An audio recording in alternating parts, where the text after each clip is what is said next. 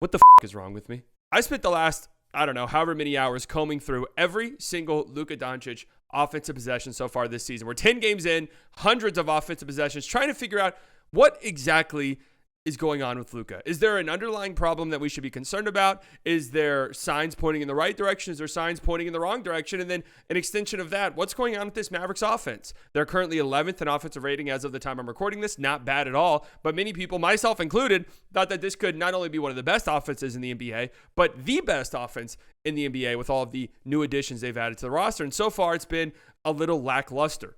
What is going on? Who is to blame for this? Now, if you're not a Mavericks fan or you don't really know what you got yourself into and you stumbled across this video, one, welcome in. Hit the subscribe button, please. Please. You have no idea what they're going to do to me if you don't subscribe to this. You might be looking at this and thinking, Luka's averaging 28 points, 8 rebounds, and 8 assists per game. What exactly are we talking about? Those are great numbers. And I have to start by saying this. Objectively, Luka Doncic is an incredible player. Even in his current inefficient form, 10 games into the season, he is still a very impactful and very important and very valuable player. The Mavericks are 17 points per 100 possessions better when he's on the court versus when he's off. And this is strictly looking at his offensive possessions. Because defensively, Luka has been solid to start the season. He's been a solid defensive playmaker, and he's done well with what the Mavericks are asking him to do. He's even had some pretty impressive individual defensive moments against guys like Kevin Durant in isolation. Are there still some lapses for Luka where he just falls asleep off ball? Yes, of course. That's always going to be a problem. But defensively, he's been fine to start the season. This is strictly talking about his offense. But the reality is Luka's been pretty inefficient to start the season, not just by Luka's standards, but by like NBA standards. He's been below league average in efficiency, 53% true shooting. That is a career low. And if you were to go back, take out his rookie year, it's like 5 percentage points lower than the second lowest. He hasn't had a 10-game stretch shooting this poorly since the 2022 season. If you look at box score plus minus, which is a stat I don't like to look at, but it was readily available on Basketball Reference, he's only had 3 10-game stretches worse than this since his rookie season. So this is one of the worst stretches of basketball we've seen Luka play in quite some time. So who's to blame for this? Is this Luka's fault? The Mavericks are 5-5, 10 games into the season. Underwhelming. Is it all Luka's fault? I've seen this fucking thing that for some reason we think when something's not going right, it's one singular person's fault. No, it's Luka's fault. No, it's Jason Kidd's fault. Jason Kidd, he's a bald fuck. Yeah, he's bald. That's not his fault. And he's not going to change that unless he goes to Turkey. He can't fix that. Look, there's many reasons why the Mavericks are 5-5 to start this season. Is part of it because Luka's been inefficient and the offense is kind of stagnating because of that? Yes. Is it because other guys on the team can't hit threes? Yes. Is it because kids' rotations have been kind of head-scratching? Yes. Is it because the Mavericks are injured? Yes. There's a whole lot of reasons why the Mavericks are 10-10. I'm only looking at Luka Doncic in this video, and that's what we're about to do. A couple nights ago, the Mavericks lost to the Nuggets 122-120. Really fun back-and-forth game. The Nuggets pulled it out in the end. Kyrie Irving was going crazy. Luka Doncic had what I thought was a pretty good game. Had a shot at the end of the game that was really bad that sparked a whole lot of controversy and a whole lot of think pieces and stuff like that. An objectively bad shot from Luka, yes, but also just an objectively terrible offensive possession from the Mavericks in general. Not really Luka's fault. The ball didn't get within 30 feet of the basket once in the entire 24 seconds of the shot clock. But this game kind of perfectly encapsulates what this season has been so far for Luka and really the Mavs offensively. In the first half, as a team, the Mavs put up 63 points. Luka had 12 points, 6 assists on 4 of 8 shooting. Kyrie had 16 points on 6 of 8 shooting. Their offense was clicking, and it was a lot of what we saw last year. The Nuggets were playing so high on Luka ball screens that I was opening up opportunities for guys in the short roll, guys like Daniel Gafford, who in the first half of this game had 14 points on 7 of 7 shooting. Last year, there wasn't a player in the league who was even close to Luka when it came to getting blitzed on ball screen. In fact, I don't even think there was somebody who had half of the number Luka had. And over time, the Mavericks really perfected the art of getting to the ball, to the roll man, on a short roll, and letting him make plays or finish at the rim off of that. The Nuggets blitzed Luka 12 times last night. That's kind of on par with what we come to expect. Last year, he was blitzed about 9 times per game. But then in the second half, they made an adjustment.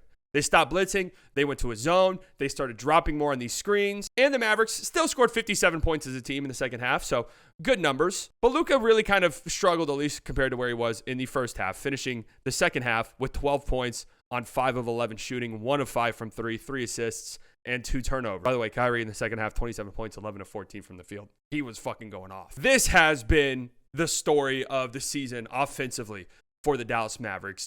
This second half compared to the first half for the Nuggets. I mentioned last year, Luka was blitzed on pick and rolls nearly 9 times per game. I mean, the most in the NBA by a gigantic margin. The Nuggets did it 12 times in the first half of this game. But before that, the 9 games prior to this, Luka had been blitzed on a ball screen only 10 times total. All season.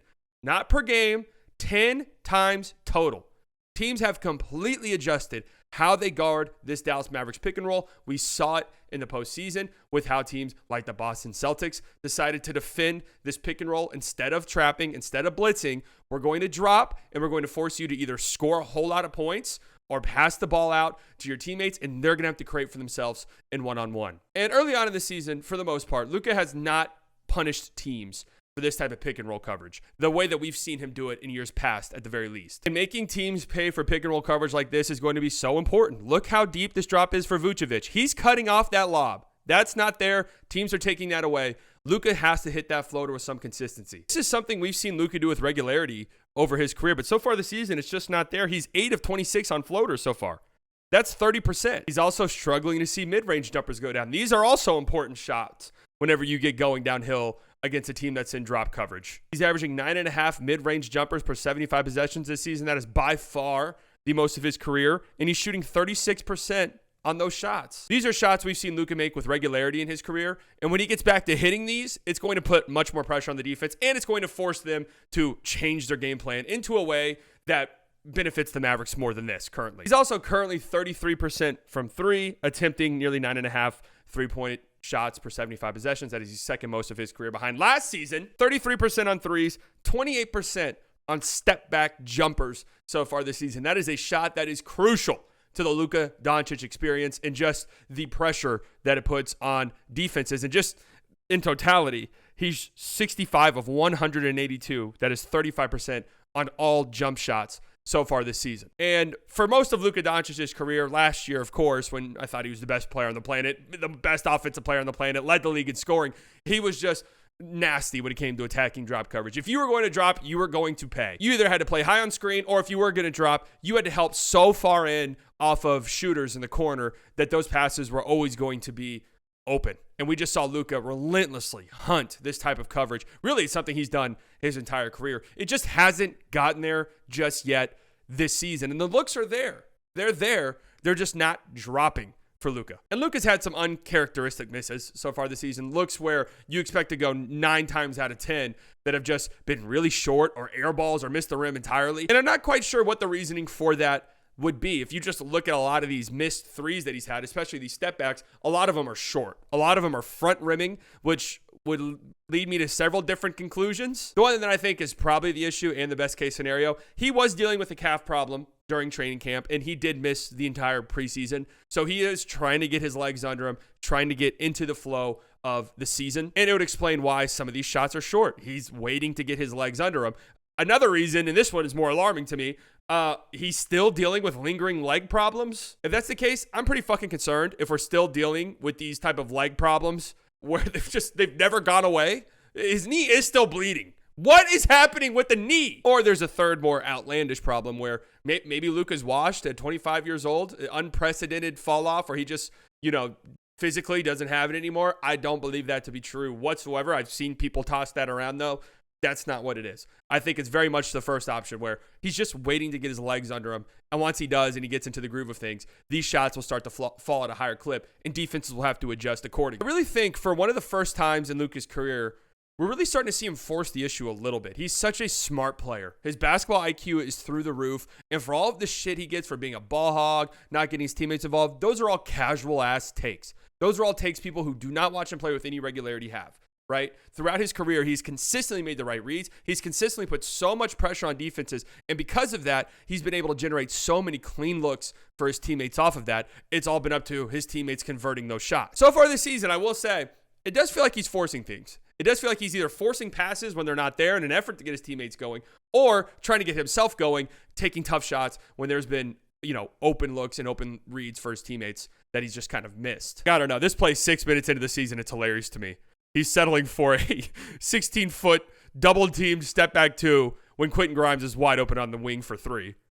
This one right here really feels like I'm trying to get this lob game going, and it's going to happen, damn it. Luka has a wide-open layup. I mean, Charles Bassey is not even attempting to guard the rim right there. He is full-fledged guarding the lob, and Luka throws it anyways. leading to a turnover. And then a few possessions later, this is late in the game. It's a 13-point game, so I won't read too much into this. But Luka does see Bassey hedge this screen a little bit.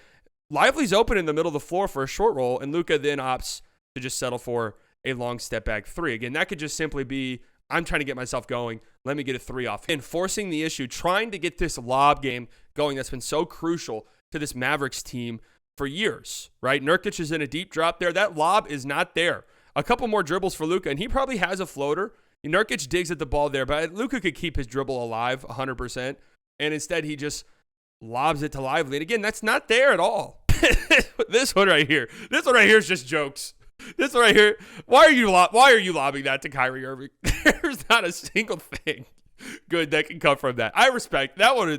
I respect. There's nothing wrong with that one. That was just funny as hell. Years past, this feels like a play Luka makes 10 times out of 10 with Keontae George stunting it on the gaps, a quick little kick out to Kyrie Irving and letting Kyrie play against a defender who's, sprinting out to contest. Instead, we're getting a floater over Walker Kessler, and then Luka's yelling at the refs for, nothing. This feels, again, like an attempt to get himself going, and where we're at currently in the NBA, where these stars are taking so many threes. High screen from Dwight Powell.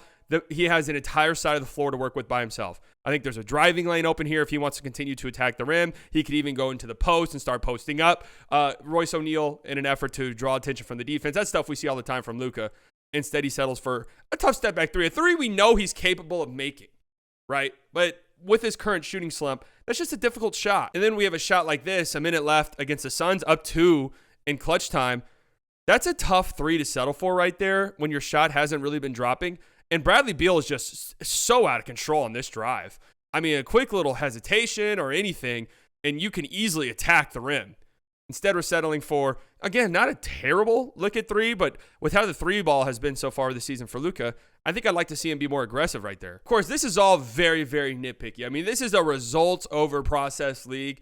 More times than not, you're going to look at the numbers and say, okay, they're good, fine. They're bad, something's wrong. Some of those shots we just saw Luka take were fine and okay shots, but throughout Luka's career, we've seen him go from fine, okay shots to great shots. That's what makes Luka Luka. That's why he's one of the best offensive engines in the sport. So to me, it is noticeable when I feel like, man, Luka usually makes that pass, or Luka usually attacks the rim there instead of settling for, a step back jumper, 15, 16 feet away from the basket. That's why those stand out more to you, because you're used to Luka making the right play and the better read on that 9 times out of 10. There have been some frustrating moments officiating wise, but like the Mavericks getting, the wrong end of some calls for sure.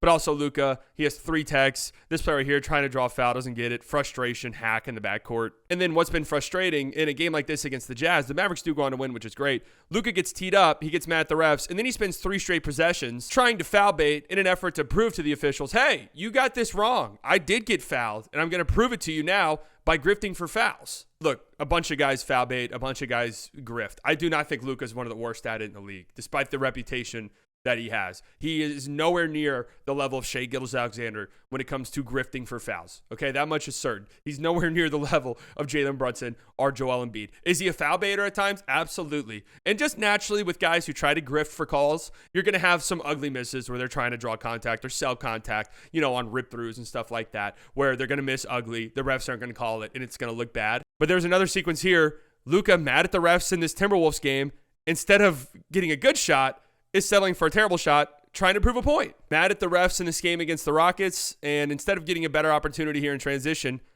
going up with that from the free throw line in an effort to get a foul call, I don't know. Just a couple possessions later, Luka upset that he doesn't get this call. Good attack on Fred VanVleet. Pretty good help by Şengün. I don't really think that was a foul.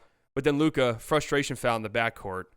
Can't have that. And I want to be clear, I don't think any of the plays we just went over are the reason why the Mavericks are 5-5 instead of like 7-3 where we want them to be.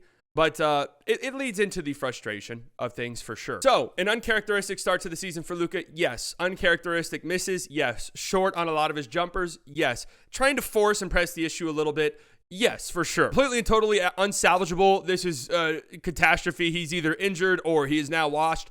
Absolutely not. No. These things are going to work themselves out. We have to remember here, Luka is getting used to playing a different type of basketball than what has been required of him over the last 6 seasons of his career. Why do I word it like that? Because people say, oh, Luka's a ball hog. He has the ball this much. His teammates can't. That's what's been required out of Luka for the Mavericks to be a competitive basketball team. Now, the Mavericks have made a concerted effort in recent years to Go out and get Kyrie Irving. Get a guy like Derek Lively who can help out in the short roll and be a playmaker at the top of the key when needed. And we can kind of, use him as an offensive hub, or he can run a bunch of dribble handoffs and shit. So Luka's not having to initiate every single action. Going out and getting a guy like Klay Thompson who can obviously knock down threes, but can create for himself from time to time. A guy like Najee Marshall who can act as a secondary or tertiary ball handler,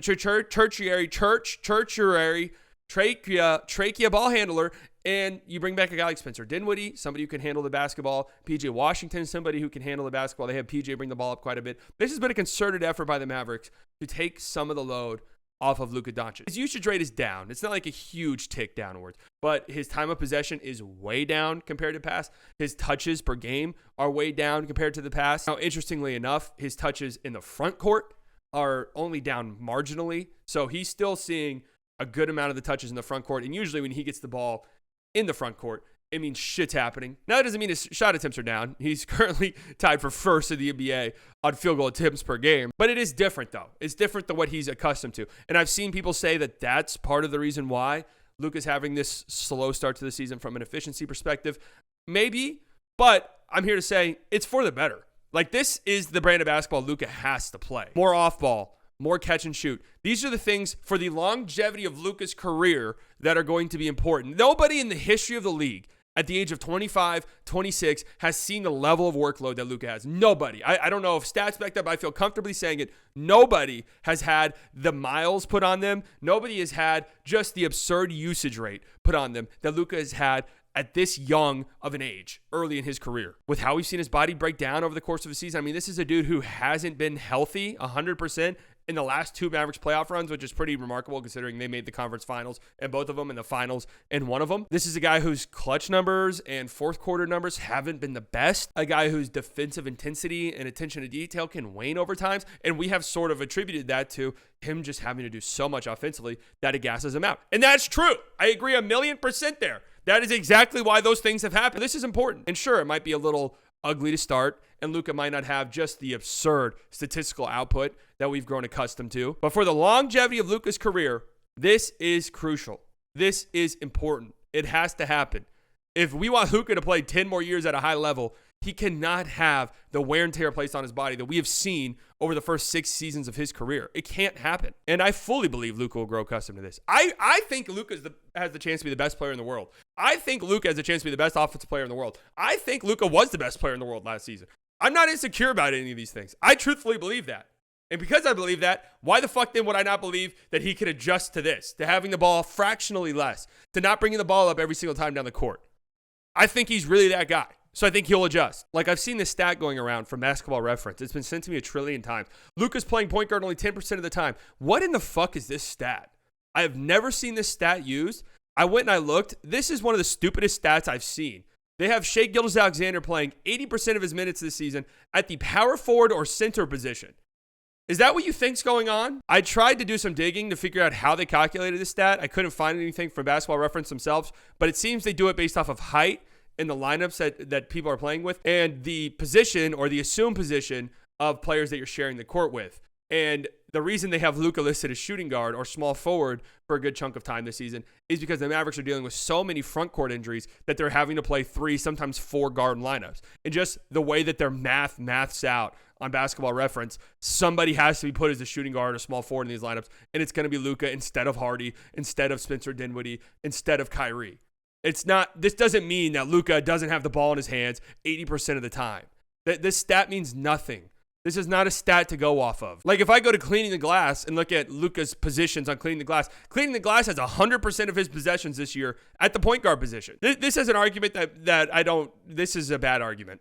Full stop. It is. Now we're a little bit into the video. We talked about some of the negative stuff, but I'm here for some optimism because I left this exercise watching every single possession feeling very good about where the Mavericks are probably going to end up this season. Keep in mind, they're 5-5, but by pretty much every advanced metric, they look like one of the best teams in the NBA. Just a little bit unlucky to call themselves 5-5 to start this season. And I tweeted this out, but being upset about a 5-5 start is absolutely a privilege. Like, there are teams who are 2-8. Like, that's where it could be. But man, some of the things this Mavs offense is capable of when they get going, it's going to be something else. This stack set is going to lead to so many opportunities for this Mavericks team. It already has so far. You see Gafford setting the screen for Luka. Kyrie's going to come up and set a back screen on Gafford's guy, Victor Wembanyama in this case. And the lob is absolutely there this time. But I think Wemby, being a freakishly long athlete, sort of alters this pass a little bit from Luka, and he has to throw it higher than he wants. Results in a turnover, but the process on that play was really good, and that's a look that you live with. Just a nice defensive play by Victor Wembanyama, and just kind of an uncharacteristically bad pass by Luka. Of course, this is the same set that led to 2 absolutely wide open Klay Thompson three-pointers in this game. And it's just, when this offense is clicking and rolling, so many threats and so many ways that they can beat you. You see Castle has to get out hard on Luka right here, or else this pull-up jumper is there. Sohan, some miscommunication. Sohan's going to guard Lively. That leaves Klay Thompson completely wide open, and we love that shot. They run the play later. You see Chris Paul call it out, but this time Klay's just going to slip it and float out to the wing and catch the defense slipping. Wide open 3. Now, some interesting stats. I found 54% of Luka's threes this season have been assisted, 51% of his shots at the rim assisted. That's a huge number for him, but a lot of that is because the Mavericks are utilizing this way more so far this season. This little delay, 5-out delay set that they have, where Derek Lively's initiating the offense at the top of the key, and they can run these zoom actions and these dribble handoffs off of that. And with teams dropping as much as they are, you see how much space Luka has here to hit this 3. As those 3-point numbers go up for him, I mean, this is going to be automatic. And then the shooting threat Klay Thompson possesses. This little 77 set staggered screen action here for the Mavs. You see the Suns switch these screens, but since Gafford starts to roll to the rim, Royce O'Neal has to jump into tag. That leaves Klay Thompson wide open for 3. You love that shot. Again, utilizing Lively in these 5-out looks as somebody who initiates the offense at the top of the key. Quick little handoff to Luka, Nurkic dropping, and then just one screen from Lively. All Lively has to do is connect on the screen, and Luka's going to be wide open for 3. Now you're petrified of giving up a three-pointer to Klay in these stack sets. So the Jazz are going to switch everything here. That means Patty Mills is the unfortunate soul, Grandpa Patty, who has to guard Daniel Gafford under the basket. And that's just an easy lob. You guys want to talk shit about Jason Kidd? Look how pretty this ATO is right here. Look at that. I mean, that is a thing of beauty right there. Miscommunication by the Timberwolves, but just good offense and good action by the Mavericks. Play sets a back screen. Nobody's behind the play. Kyrie's in the corner. You're not helping off of that guy. Easy dunk. And even basic stuff in the offense like this helps out tremendously. Klay Thompson is 1 pass away. What does that mean? Tristan da Silva cannot really help in at all on this post up by Luka, and he gets a fadeaway jumper to go. You see something similar in this game against the Pacers. This time it's Kyrie 1 pass away, but TJ McConnell does pinch it a little bit too far to help. Luka reads that perfectly. And the moment TJ McConnell takes 1 step towards Luka, he hits Kyrie. The closeout's going to be out of control. Kyrie gets downhill in an easy floater. You're even seeing the Mavericks utilize these elevator screens a little bit. Flashback to the Golden State Warriors for Klay Thompson. Something the Mavs usually don't do because they haven't really had shooters capable of doing it. But now they have Klay Thompson. So looks like these. Oh, that looks so pretty. Just the threat of both the roll by Daniel Gafford and the shooting by Klay Thompson. These stacks that just have defenses terrified. Great look away by Luka right there. That's a nasty pass. And make no mistake, Luka will still manipulate a defense like this. You see Christian Braun help in off the corner right there to tag the rolling Daniel Gafford. Luka reads that. The moment he sees it, he's kicking to the corner. Kyrie Irving, who could not miss at all in this game. Wide open 3. And here's what's funny. I've noticed this going back and watching. Whenever Luka does draw help, whenever Luka does draw double teams, whenever teams do play high on screens, Luka's making them pay almost every single time. I don't think there's anybody like Luka in the league in passing out of doubles and reading and manipulating the defense, reading and manipulating help coverage, and getting open looks off of that. Teams just haven't really felt the need to help or double so far this season. And I think a part of that is because Luka's just not shooting efficiently from the field. These are things that will change. I feel very confident in that. And when Luka does start to force the issue, when teams feel like, God, we cannot single cover this guy. We have to send help. We have to play high on these ball screens or else he's going to drop 50 points tonight. And we're going to be really up against it. Whenever that gets there, where it's been for most of Luka's career, we're going to see these things start to iron themselves out. We're going to see this offense really start to click. I mean, the offense hasn't been terrible, and it's been trending upwards in a positive direction. There are some underlying numbers that are a little alarming. 37% of the Mavericks shots this season have been from 3. That's 17th. They've been top 5 in that stat in every single season of Luka's career. But again, I think a lot of that has to do with the fact that teams aren't really helping off shooters anymore. That's something that's been a staple in the Luka era. Teams help off of shooters. Luka makes you pay. That hasn't really happened yet. It also doesn't help that the Mavericks as a team are 35% from 3, which is 21st in the league. Kyrie Irving is the only guy on the team shooting above 35% from 3. He's at 55. So think about that number. The Mavs are 35% from 3. You got a guy who's on decently high volume from 3 at 55 fucking percent. That's how bad everyone else has been. Luka, 33%. Clay, 35%. PJ, 22. Najee, 20. Spencer Dinwiddie, 29. Jaden Hardy, 29. Quentin Grimes, 35. So really the most basic analysis you can give about anything basketball related is this is a make or miss league. And that's really kind of the case for this Mavericks team. They're missing a lot of shots. Luka himself is missing a lot of shots. And once he starts making those shots, things are going to change dramatically. I know that's a stupid as fuck analysis. That's elementary as it gets, but it is true. Okay? Sometimes you just look at the shooting numbers and you say, oh, well, that's why.